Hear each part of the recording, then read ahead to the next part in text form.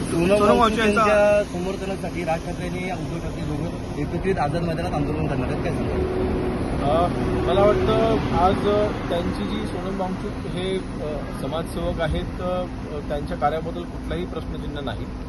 परंतु आज ते जी मागणी करत आहेत, जर का मंत्री महोदयांचा थेट ह्याच्याशी कुठला संबंधच नसेल, जो काही भ्रष्टाचार झाला किंवा जे काही करप्शन झालं ज्याच्यामुळे तो पेपर फुटला, थेट जर का त्या व्यक्तीचा संबंध नाही, त्या व्यक्तीचा आपण राजीनामा का मागताय?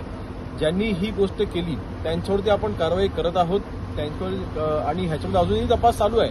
याच्यामध्ये अजूनही साखळीमध्ये कोण मिसिंग असेल त्यांच्यावरती कारवाई होणार आहे. म्हणून मला वाटतं माझी त्यांना वैयक्तिक विनंती असेल की आपण हे त्यांचं ज्यांनी आंदोलन म्हणजे सोनम वांगचूक यांना माझी विनंती असेल की आपण हे आंदोलन आपण मागे घ्यावं आणि ह्यामध्ये जे काही नीटचा पेपर फुटला आणि तरुणांचं जे काही नुकसान झालेलं आहे, नक्कीच त्यांना पुन्हा संधी मिळालीच पाहिजे. परंतु अशा गोष्टी पुन्हा घडू नये ह्यासाठी उपाययोजना करण्यावरती मला वाटतं आपले जे काही सुधाव असतील त्या आपण द्या. त्याच्याबद्दल आपल्या काय आयडियाज असेल त्या आपण पुढे आणल्या पाहिजेत. ह्याचं राजकारण करणं म्हणजे तुम्ही राजकीय पोळी भाजण्याचा प्रयत्न करता. रामरक्षा आंदोलन करते, काय सांगतात? ते बघा, खरं तर ज्या वेळेला राम मंदिराची निर्मिती झाली, प्रभू श्री रामचंद्राची जेव्हा तिथे स्थापना झाली, त्या दिवशी उद्धवजी त्या ठिकाणी गेले नाही. त्यांना प्रभू श्री रामचंद्रांच्या पेक्षा जास्त त्यांना इगो मोठा वाटला आणि म्हणून राजकारण करून ते त्या दिवशी तिकडे गेले नाही. जी व्यक्ती मंदिराच्या बाबतीमध्ये राजकारण करते, खरं तर शिवसैनिकांनी राम मंदिराकरता स्वतःचं रक्त वाहिलेलं आहे.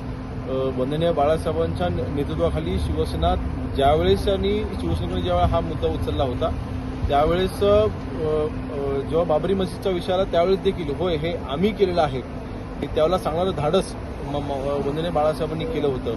पण अशा भावनिक विषयाला देखील जर का उद्धवजींनी त्यावेळेला राजकारण आणलं असेल तर ह्याच्यावर लक्षात येतं की त्यांची नक्की भूमिका काय आहे. म्हणून प्रभू श्री रामचंद्रांच्या नावाने फक्त राजकारण करायचं आणि जो काही भ्रष्टाचार झालेला आहे त्या भ्रष्टाचाराला कोणीही पाठीशी घालणार नाही. त्यांना कडक शिक्षा ही झालीच पाहिजे आणि हे पुन्हा घडणार नाही याची देखील उपाययोजना आम्हाला विश्वास आहे की तिथलं स्थानिक सरकार हे करेल आणि अशा गोष्टी पुन्हा घडणार नाही याची उपाययोजना. सोनम यांच्या समर्थनासाठी राज ठाकरे आणि उद्धव ठाकरे दोघं एकत्रित आझाद मैदानात आंदोलन करणार आहेत, काय सांगतात? मला वाटतं आज त्यांची जी सोनम वांगचूक हे समाजसेवक आहेत, त्यांच्या कार्याबद्दल कुठलाही प्रश्नचिन्ह नाही. परंतु आज ते जी मागणी करत आहेत, जर का मंत्री महोदयांचा थेट ह्याच्याशी कुठला संबंधच नसेल, जो काही भ्रष्टाचार झाला किंवा जे काही करप्शन झालं ज्याच्यामुळे तो पेपर फुटला, थेट जर का त्या व्यक्तीचा संबंध नाही, त्या व्यक्तीचा आपण राजीनामा का मागताय? ज्यांनी ही गोष्ट केली त्यांच्यावरती आपण कारवाई करत आहोत. त्यांच्यावर आणि ह्याच्यामध्ये अजूनही तपास चालू आहे.